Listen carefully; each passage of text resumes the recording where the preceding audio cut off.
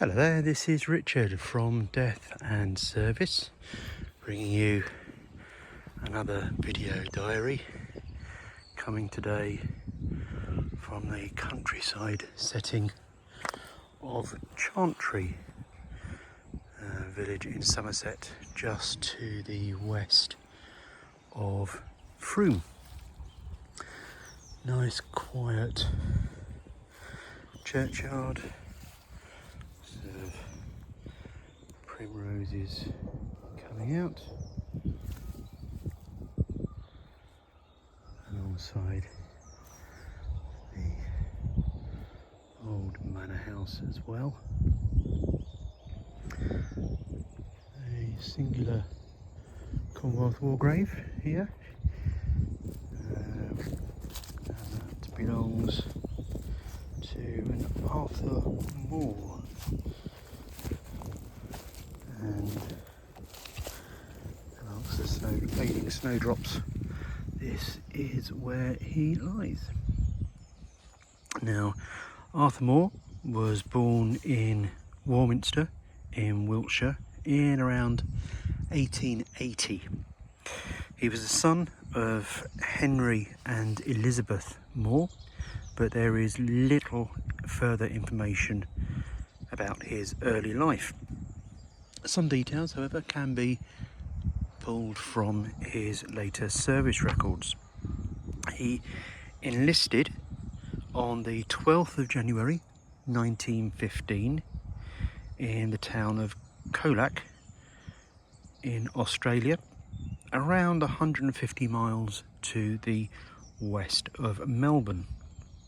His service records show that he was working as a barman and that he had spent 5 years as a volunteer in the Yeoman Cavalry. His medical report confirms he was 5 foot 8 inches tall, weighed 168 pounds. He had fair hair, blue eyes and a fair complexion. Arthur gave his next of kin as Francis Moore, possibly his brother, but his service documents also noted that his father had died by the time he enlisted, and recorded his mother's details as well. A local newspaper, the Somerset Standard, summarised Private Moore's military career after he died. On Wednesday the 1st of March, the relatives of Private Arthur Moore, formerly of Whately, heard with great regret the sad news that he had passed away. Private Moore, who belonged to the 5th Battalion of the Australian Expeditionary Force, left Whately about 14 years ago for Australia, where he lived until last year. When war broke out, he was among the first in Australia to respond to the call of the motherland. After undergoing his training, he was sent to the Dardanelles, and there, with many other brave Anzac, received what was to prove his death wound, being shot in the head last August by a Turkish sniper. He was brought to King George's Hospital in London, where he remained for some time and was then sent to a convalescent home at Isleworth.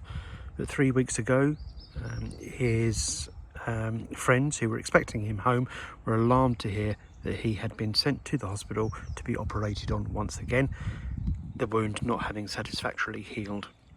The operation took place on February the 28th, but was not successful, and he never rallied and died the next day.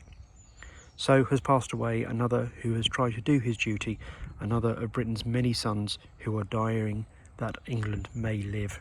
May he rest in peace. After he passed, Arthur's body was brought back to Somerset for burial. He was laid to rest next to his father in the quiet graveyard of Holy Trinity Church, not far from the family home.